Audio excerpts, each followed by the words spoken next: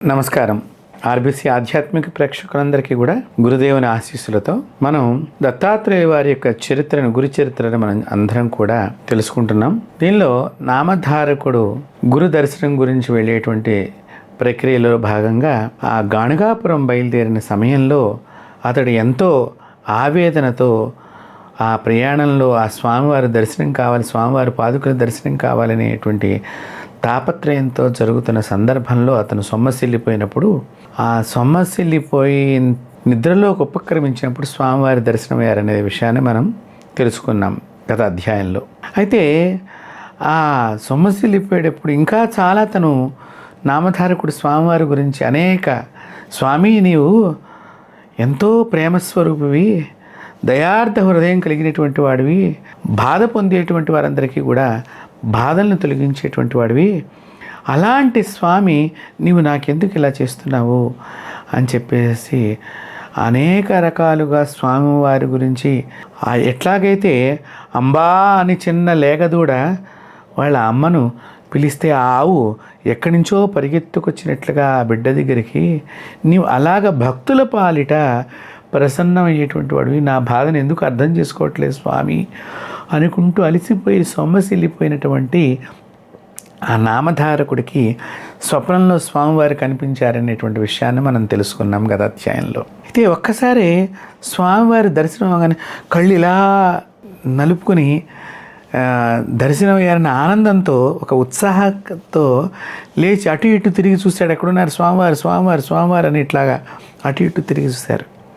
ఈలోగా ఎదురుగుండా ఒక సిద్ధపురుషుడు చక్కగా పులి చర్మాన్ని చంకలో పెట్టుకుని, చక్కగా భస్మధారణ చేసుకుని, మంచి గోచి పోసుకుని, చక్కగా ఒక జపమాలను ధరించి, మెడలో రుద్రాక్షమాలను ధరించి, సాక్షాత్తు ఒక దివ్య తేజోరాశిలాగా ఎదురుగుండా వచ్చి నిలబడ్డప్పుడు, అయ్యా నమస్కారం అని ఈ నామధారకుడు, అయ్యా తమరెవరు, నేను ఇంతవరకు మీ ఇలాంటి వారిని ఎక్కడా చూడలేదు, మీరు ఎందు నిమిత్తం ఇక్కడ నిలబడ్డారు, నాకు ఇట్లా అయ్యింది అని చెప్పేసి తన స్వప్న వృత్తాంతం అంతా కూడా ఈ నామధారకుడు ఆ సిద్ధపురుషుడికి చెప్పాడు. సిద్ధపురుషుడికి చెప్పినప్పుడు, అయ్యా ఇట్లా గాణగాపురంలో నరసింహ సరస్వతి స్వామివారట, ఆయన ఎంతోమందికి తండ్రిలాగా, ఒక రక్షకుడులాగా నిలబడి ఉన్నారట, భక్తుల పాలిట అపరిమితమైనటువంటి ప్రేమ కలిగిన స్వరూపి, దత్తాని స్మరణం చేయంగానే స్వామివారిని నృసింహ సరస్వతి మహాప్రభో అనంగానే వెంటనే ప్రత్యక్షమై దర్శనమిచ్చేటువంటి ఆ స్వామివారి ప్రయాణం మా యొక్క పూర్వీకులు ఇదివరకు వారిని కులదేవతగా ఇంటి దేవుడి కింద పెట్టుకొని పూజలు అందారు, నాకు కనిపించట్లేదు, నేను ఇప్పుడు ఆ ప్రయాణంలో గాణగాపురం పెడుతున్నాను, మీరు కనిపించారు అని ఇట్లా అనగానే ఆ యొక్క సిద్ధపురుషుడుతో ఈ సంభాషణ జరుగుతున్న సందర్భంలో ఆ సిద్ధపురుషుడు స్వామివారి యొక్క గొప్పతనాన్ని మరింతగా ఈ యొక్క నామధారకుడికి తెలియచేశారు.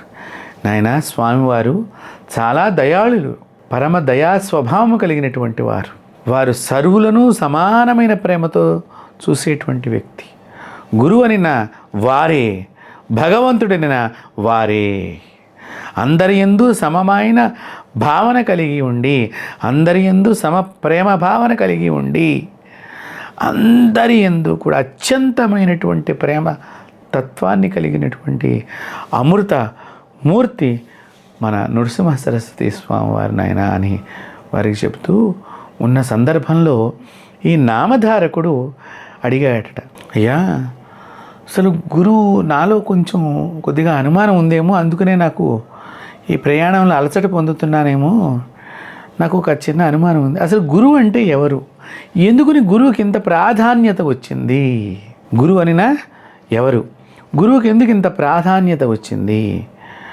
అనినప్పుడు ఆ యొక్క నాకు తల్లిదండ్రులు ఉన్నా కూడా గురువు చాలా ప్రధానంగా కనిపిస్తున్నారు, అందరూ కూడా తల్లిదండ్రులే కదా మనకి ప్రధానము, మళ్ళీ గురువు ఎందుకు తల్లిదండ్రులు ఉండంగా అనేటువంటి రకరకాలుగా ఈ నామధారకుడు వారిని ప్రశ్నిస్తున్నాడు ఆ సిద్ధపురుషుడిని. అప్పుడు ఆ సిద్ధపురుషుడు ఈ నామధారకుడితో చెప్తున్నాడు, ఏమని, ఓ నామధారక, వ్యాసుల వారు వేదరాశిని తీసుకొచ్చి మనకి కొంతే అందించారు, వేదాలన్నీ కూడా రాశీభూతమై ఉన్నాయి అక్కడ, ఆ రాశీభూతంలో నలుగురిని పంపించినప్పుడు 4 గుప్పెడు పట్టుకుని వచ్చినట్టుగా పట్టుకొస్తే దానిలో ఉన్న ఒక వేదానికి సామవేదము, అధర్వణ వేదము, ఋగ్వేదము, యజుర్వేదం అనే పేర్లతో మనం ఉన్నాం. కానీ ఇంకా ఎంతో రాశి అక్కడ ఉన్నది, మనం తెలుసుకోవలసినటువంటి రాశి. అయితే నీకు ఇక్కడ ఒక విషయం తెలియచేస్తున్నా నేను. ఏమిటనగా బ్రహ్మదేవుడు, పరమేశ్వరుడు, మహావిష్ణువు ముగ్గురు కూడా 3 రకాలైనటువంటి కర్తవ్య నిర్వహణ చేస్తున్నారు. ఆ కర్తవ్య నిర్వహణలో బ్రహ్మదేవుడు 4 యుగాలకి, సత్యయుగము, త్రేతాయుగము, ద్వాపర యుగము, కలియుగము, ఈ 4 యుగాల్లోనూ 4 యుగాలకు సంబంధించిన పురుషులను సృష్టించడం జరిగింది. సతయుగాన్ని పురుషుడు సృష్టిస్తే ఆయన చక్కగా భస్మధారణ, బంగారు రుద్రాక్షమాల, జపమాల, చక్కగా పులి చర్మమును చంకన పెట్టుకుని, మన చెమ్మును పట్టుకుని, జపమాల పట్టుకుని, చక్కగా పాముకోళ్ళు వేసుకొని మంచి వర్చస్సుతో దేదీప్యమానంగా పెడుతుంటే, ఆహా, ఈ సత్యయుగంలో ధర్మము బాగా వర్ధిల్లుతుంది. గురు అనిన ఎవరు, గురు యొక్క శక్తి ఏమిటి నువ్వు అడిగావు కాబట్టి నేను చెబుతున్నాను. నామధారక, ఇక్కడ దీపకుని యొక్క గురుభక్తి ఏమిటనే విషయాన్ని కూడా నీకు తెలియచేస్తాను అని చెబుతూ ఈ యొక్క కథని చెబుతున్నారు ఆ సిద్ధపురుషులు నామధారకులకి. అలాగే త్రేతాయుగ పురుషుడు, అలాగే ద్వాపర యుగ పురుషులు అందరినీ సృష్టించి వారి అక్కడ మీరు ఆ యుగం అయిపోగానే మీరు అక్కడి నుంచి వచ్చేసేయాలి అని. ఇక కలియుగ పురుషుడిని సృష్టించినప్పుడు ఆ కలియుగ పురుషుడు వచ్చిన విధానాన్ని చూసి ఆ బ్రహ్మదేవుడే నవ్వుకున్నాడయ్యా. ఏమిటనగా అనగానే ఒక చేత్తో నాలుకను పట్టుకున్నాడు, ఒక చేత్తో పురుషాంగాన్ని పట్టుకుని ఎదురుగుండా బ్రహ్మదేవుడి దగ్గరికి వస్తే బ్రహ్మదేవుడు ఆశ్చర్యపోయి నవ్వాడట. ఏమిటి కలియుగ పురుష, నువ్వు ఇట్లా ఉన్నావేమిటి అనగానే బ్రహ్మ, కలియుగ పురుషుడు చెప్తున్నాడు, అబద్ధాలు చెప్పేటువంటి వారే నాకు ఆప్తులు. చూడండి, కలియుగ పురుషుడి యొక్క లక్షణాలు, కలియుగ పురుషుడి యొక్క ధ్యేయం ఎలా ఉందో ఇక్కడ ఆలోచన చెయ్యండి. అబద్ధాలు చెప్పేటువంటి వాళ్ళే నాకు ఆప్తులు, అధర్మం చేసేటువంటి వాళ్ళే నాకు పరమమిత్రులు. వేద ధర్మాల్ని విడనాడి అధర్మ మార్గాన్ని బట్టి వ్యసనపరులైనటువంటి వాళ్ళే నాకు స్నేహితులు. స్త్రీ వ్యామోహము కలిగి ఉండి జూదపు రాయుళ్లతో ఎవరైతే ఉంటారో వాళ్ళందరూ కూడా నాకు పరమ ప్రేమికులు. చూడండి, కలియుగ పురుషుడు ఎవరిని ఇష్టపడుతున్నాడో మీరు ఆలోచన చేయండి. చోరులు, దొంగలు ఒకరేమిటయ్యా, నానా చండాలపు కర్మలు చేసేటువంటి వారే నాకు పరమ భక్తులు నాకు అని అన్నాడు. కలియుగ పురుషుడిని చూసిన తర్వాత, ఈ విధి విధానం చూసిన తర్వాత బ్రహ్మదేవుడు ఆశ్చర్యాన్ని పొందలా. ఎందుకంటే యుగ ధర్మాలు ఒక్కొక్క యుగంలో ఒక్కొక్క రకంగా ఉన్నాయి. ఈ కలియుగంలో కలియుగ పురుషుడు ఈ విధంగా ఉండేసరికి అప్పుడు చెప్తున్నాడు బ్రహ్మదేవుడు, ఓ కలియుగ పురుష, బాగా గుర్తుపెట్టుకో, నీవు బాగా గుర్తుపెట్టుకో, నిత్యము దేవత ఆరాధన చేసే వాళ్ళ దగ్గరికి నువ్వు వెళ్ళమాకు, నీకు ప్రమాదం సంభవిస్తుంది. నిత్యము తల్లిదండ్రుల సేవ భక్తితో కూడుకున్నటువంటి వాడి దగ్గరికి వెళ్ళమాకు, నీకు ప్రమాదం సంభవిస్తుంది. ఎవరైతే గురువుని కలిగి ఉండి గురు సేవలో వారు అతీతంగా ఆ సేవను దైవమైనటువంటి కార్యక్రమంగా భావించి గురువే సర్వం అనుకుంటారో వారి దగ్గరికి వెళ్ళావా నీవు బూడిదవుతావు అన్నట్టుగా బ్రహ్మదేవుడు చెప్పాడు. అప్పుడు ఈ కలియుగ పురుషుడు, అయ్యా అసలు గురువు ఏమిటి అంటే, గకారము, రకారము, ఉకారము కలిపి ఉత్పత్తి అయినటువంటి శబ్దమే గురువు. గా అంటే గణపతి, రా అంటే అగ్నిదేవుడు, ఊ అంటే విష్ణు స్వరూపము. ఈ 3 కలిసినదే గురుతత్వము. ఈ గురువుని సేవించిన వారి దగ్గర, గురువు యొక్క సేవలో నిమగ్నమై ఉండి పరమ భక్తితో గురువు మాటనే వింటును గురువు యొక్క సేవలో తరించే వారి జోలికి నువ్వు వెళ్ళావా, ఆ గురుశాపం మామూలుగా ఉండదు. కాబట్టి ఓ కలియుగ పురుష, గురుభక్తుల దగ్గరికి నువ్వు ఎప్పుడు వెళ్ళమాకు అని చెప్తున్నప్పుడు ఈ సిద్ధపురుషుడు చెప్పేటువంటి మాటలకి నామధారకుడికి ఒక్కొక్కటి ఆ గురువు యొక్క గొప్పతన విశేషాలన్నీ పెడుతున్నాయట. ఆ సందర్భంలో ఈ యొక్క దీపకుని యొక్క గురుభక్తి విశేషాన్ని కూడా సెలవివ్వటం జరిగింది. వేదధర్ముడు అనేటువంటి ఒక గురువు గారు ఉన్నారు. వారు సమస్త విద్యల యందు ప్రావీణ్యం చాలా కలిగి ఉన్నది. ఒకానొక సందర్భంలో విద్యాభ్యాసం అంతా అయిపోయిన తర్వాత శిష్యులందరినీ కూర్చోబెట్టుకుని, నాయనా నేను పూర్వజన్మలో ఎన్నెన్నో జన్మలు ఎత్తుంటాను. ఆ జన్మల కర్మని, చెడు కర్మని ఈ జన్మలో నేను తెచ్చుకుని దాన్ని అనుభవపూర్వకంగా అనుభవించేసి ఇంకా నాకు ఎటువంటి శేషకర్మ లేకుండా చేసుకోవాలని కోరుకుంటున్నాను. ఆ సమయంలో మీలో ఎవరైనా వచ్చి నాకు సేవ చేస్తారా అని అడిగినప్పుడు ఆ ఉన్నటువంటి శిష్యుల్లో ఒక్క దీపకుడు మాత్రమే లేచి నిలబడి, గురువర్య మీకు అనేక వందనములు, నాకు మీ సేవ చేసుకునేటువంటి భాగ్యాన్ని కలిగించండి అని అడిగాడట ఆ దీపకుడు అనేటువంటి పిల్లవాడు. దీపకుడు ఎప్పుడు అడిగాడో ఈ వేదధర్ముడు అనేటువంటి గురువు గారు చెప్పారట, నాయనా ఇది సామాన్యమైనటువంటి విషయం కాదు. గురు సేవలో నువ్వు పునీతం కావాలనుకున్నావు, చాలా సంతోషం. కానీ ఇది సామాన్యమైన విషయం కాదు. ఎన్నో జన్మల కర్మదోషాన్ని నేను ఇప్పుడు కావాలని కోరుకుంటున్నాను. కాశీకి వెడతాను, నాతో పాటు కాశీ రావాలి. అక్కడ నేను ఈ కర్మని వదిలించుకునే ప్రయత్నంలో నాకు ఈ కర్మ వచ్చినప్పుడు కుష్టు వ్యాధి వస్తుంది. ఆ కుష్టు వ్యాధి సమయంలో నువ్వు సేవ చేయలేవు నాయనా, అందుకు నువ్వు వద్దు బిడ్డా అని అన్నారట. వెంటనే ఆ దీపకుడు లేచి, గురుర్బ్రహ్మ గురుర్విష్ణు గురుదేవో మహేశ్వర గురు సాక్షాత్ పరబ్రహ్మ తస్మై శ్రీ గురవే నమః. ఓ గురుదేవా, మీ ఆశీస్సులుంటే నేను ఆ కార్యక్రమాన్ని దిగ్విజయంగా నెరవేర్చుకుంటాను అని ఆ గురువుగారైనటువంటి వేదధర్ముడి వారి పాదాలను పట్టుకుని నమస్కారం చేసి, గురుదేవా మీ సేవా భాగ్యం నాకు కలిగించండి అని ప్రాధేయపడ్డాడటండి ఆ దీపకుడు. ఆ దీపకును చూసి సరే బయలుదేరదాం అని చెప్పి కాశీకి బయలుదేరారు ఈ గురువుగారు. ఈ దీపకుడు కాశీకి వెళ్ళారు. చక్కగా గంగలో స్నానం చేశారు వేదధర్మలు గురువుగారు. మణికర్ణికా ఘాట్లో చక్కగా మధ్యాహ్నం 12 గంటలప్పుడు మణికర్ణికా ఘాట్లో అమ్మవారిని స్మరణం చేసుకుంటూ పరమేశ్వరుని, విశ్వనాథుణ్ణి, డిండి గణపతిని, కాశీలో డిండి గణపతి ఎంత గొప్ప శక్తివంతులండి ఆ గణపతి.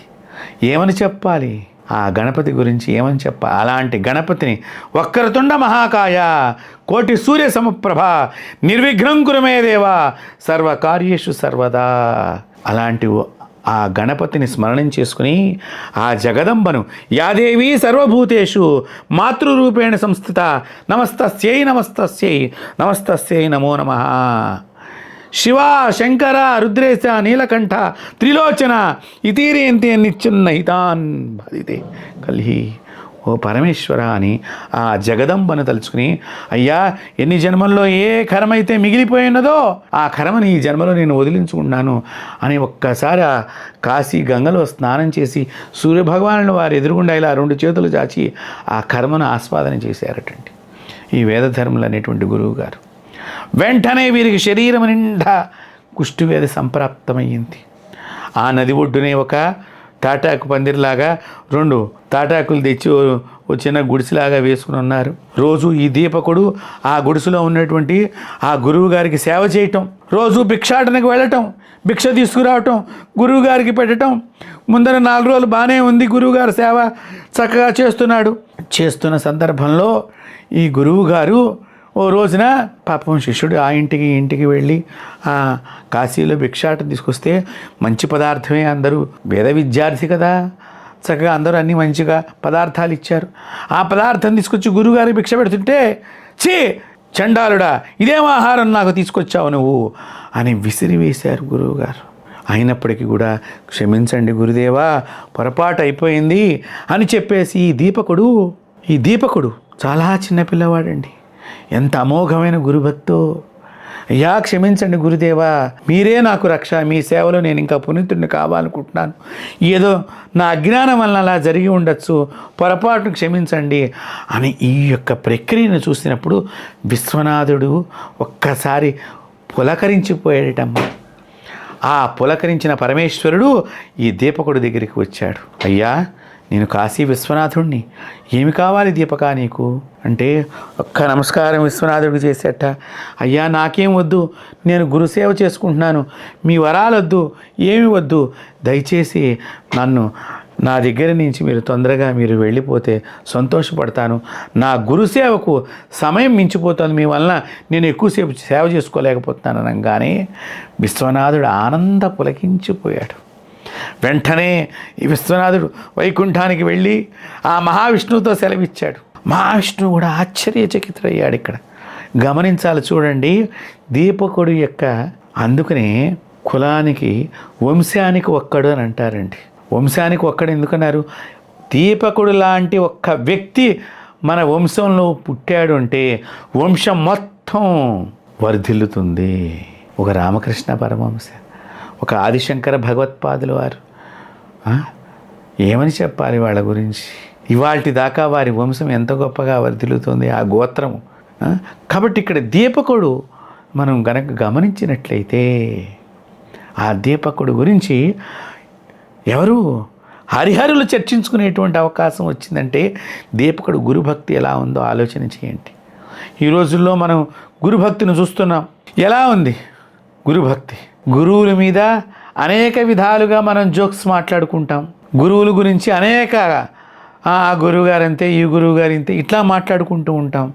మనలో మళ్ళీ గురువుగారు కనిపించగానే పెద్ద మనమే అసలు గురువుగారికి అత్యంత ప్రేమపూర్వకంగా శిష్యుల్లాగా గురువుగారు చెప్పండి, అసలు మిమ్మల్ని తలుచుకోకుండా నాకు నిద్ర పట్టదండి అని అంటారు. ఏం చెప్పాలి? కలియుగంలో ఇందాక ఆ కలిపురుషుడు చెప్పిన మాయా మాటలన్నీ చాలా వింటూ ఉంటాం మేమంతా. ఆ దీపకుడు గురించి ఒక పరమేశ్వరుడు, ఒక మహేశ్వరుడు, ఒక విశ్వనాథుడు మహావిష్ణువుతో చర్చించేంత గొప్ప గురుభక్తిని కలిగి ఉన్నాడా అంటే ఎంత గొప్పవాడు ఆ దీపకుడు. ఆ శిష్యుడు ఎంత వజ్రంలో వజ్రం లాంటి వాడండి. ఏ వజ్రం అని చెప్పాలి? అంత గొప్ప దీపకుడు. వెంటనే మహావిష్ణువు ఈ పిల్లవాడి దగ్గరికి వచ్చాడటండి. శివుడు చెప్పంగానే మహావిష్ణువు వచ్చాడట. ఈలోగా గురువుగారు మళ్ళీ ఏమిరా దీపక ఎక్కడున్నావు అనగా, అయ్యా గురుదేవా వస్తున్నాను. మళ్ళీ బయటకు వచ్చాడు ఏదో పని మీద. విష్ణువు ఉన్నాడు ఇక్కడ నిలబడి. చూడండి, ఒక విష్ణువు ఈ పిల్లవాడి గురించి నిలబడి ఆ పిల్లవాడు వచ్చేదాకా నిలబడ్డాడు అంటే, దీపకుడు వచ్చేదాకా నిలబడ్డాడంటే దీపకుడి లోపల ఏ విధమైనటువంటి నిజమైనటువంటి గురువు యందు, ఆ పాద పద్మముల యందు ఎంత భక్తి ఉన్నదో ఇక్కడ నామధారకుడికి సిద్ధపురుషుడు చెప్తున్నాడు. గురువు అంటే ఏమిటి, అసలు గురువు అంటే ఇంత పెద్ద శక్తి ఏమిటనంటే ఎంత విషయాల్ని బ్రహ్మదేవుడు చెప్పినటువంటి సమాచారాన్ని మనకు అందిస్తున్నాడండి. ఈ సిద్ధపురుషుడు ద్వారా, నామధారకుడు ద్వారా మనకి ఈ రోజున ఈ విషయం అర్థమవుతోంది. విష్ణువు చెప్తున్నాడు, నాయనా దీపక, నీకు ఏ వరాలు కావాలంటే ఆ వరాలు ఇస్తాను. మీ గురువుగారికి కుష్ఠవ్యాధి పోగొడతాను. కావాలంటే మీ గురువుగారికి కూడా అనేక వరాలు ఇస్తాను. నీలో ఇంకా మంచి శక్తుల్ని, మంత్ర తంత్ర యంత్ర శక్తులన్నింటినీ కూడా నేను నీకు ప్రసాదిస్తాను అని చెప్పినప్పుడు ఆ దీపకుడు అన్నట్ట, అయ్యా మీరు పెద్దవారు, దేవతలని చెప్తున్నారు, సంతోషమే, కానీ నాకు మీ వరాలు ఏమి వద్దు. ఎవరంటారండి ఆ మాట? ఎంత పెద్ద మాట! దేవుడు ఎదురుగుండా నిలబడితే ఈ రోజుల్లో ఏం కోరుకోవాలో మనకు తెలియదు. కనిపించలేదని మనం అంటూ ఉంటాం దేవుడిని. దేవుడు కనిపిస్తే మనకి ఏం కోరుకోవాలో తెలియక పంచి ఊడిపోయి అటు ఇటు తిరుగుతూ ఉంటారు మగవాళ్ళు. ఆడవాళ్ళు ఏం కోరుకోవాలో, బంగారమో, వెండో, వజ్రమో, చివరికి ఏం కోరుకోవాలో తెలియక ఏదో చివరికి మట్టి కోరుకునేటువంటి పరిస్థితిలో మనం ఉన్నాం. ఇక్కడ అజ్ఞానం అంతా ఆవరించి ఉన్నది. ఇక్కడ గుర్తుపెట్టుకోండి, నిజమైన గురు సేవ చేస్తే, నిజమైన గురుభక్తి మనకు గనక కలిగి ఉంటే మన ఇంటి లోపల సర్వదేవతలు కొలువై ఉంటారు. ఒక్క గురువుని మీరు పట్టుకోండి, ఆ గురు పాదాలను విడవకండి. ఆ గురువు చెప్పినటువంటి ధర్మాన్ని, మంత్రాన్ని, ఏ గురువు అయితే మీకు మంత్రాన్ని ఇచ్చాడో ఆ గురువుని ఎప్పటికీ వదలవద్దు. అనేక మంది గురువులు కనిపించనండి, వాళ్ళకి నమస్కారం చేయండి. ఏదో మీ గురువు గారిని తలుచుకుంటూ వారికి దక్షిణ ఇవ్వండి.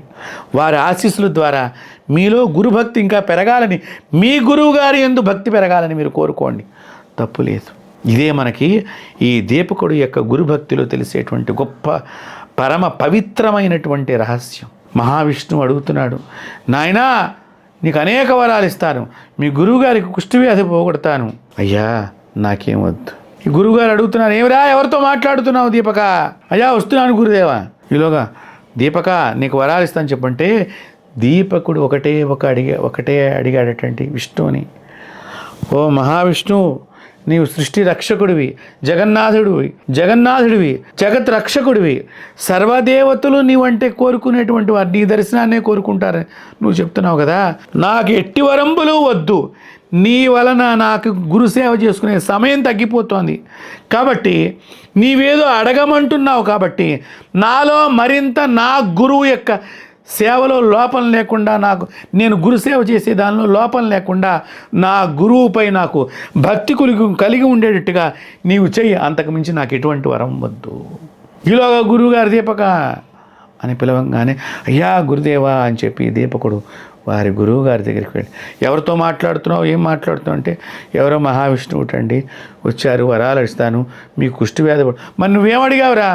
నేనేం అడగలేదండి, నా గురువు సేవ నేను బాగా చేసుకునే భాగ్యాన్ని కలిగించు అని చెప్పి అన్నాని తప్ప నాకు ఎటువంటి వరాలు అడగలేదు అనగానే గురువుగారు ఆనంద పరవశం అయిపోయి ఈ దీపకుణ్ణి తన గురుస్థానంలో కూర్చోబెట్టి ఆశీస్సులు అందించి సర్వ విద్యామంత్ర శక్తినంతటినీ కూడా ఆ దీపకుడికి ధారపోసి విశ్వనాథుడి యొక్క శక్తిని, విష్ణువు యొక్క శక్తిని, సర్వశక్తిని ఆ శిష్యుడిలో నింపి తన యొక్క వ్యాధిని తన గురువుగారే పోగొట్టుకుని ఇంతటి గొప్ప వజ్రములాగా తయారు చేయటానికేరా నేను కాశీ తీసుకొచ్చింది అని ఆ శిష్యుడిని అన్నప్పుడు విలవిల ఆ దీపకుని కళ్ళల్లోంచి నీళ్ళు వచ్చినప్పుడు ఆ నిజమైనటువంటి సేవ చేసినటువంటి ఆ దీపకుని యొక్క గురుభక్తి చూడండి.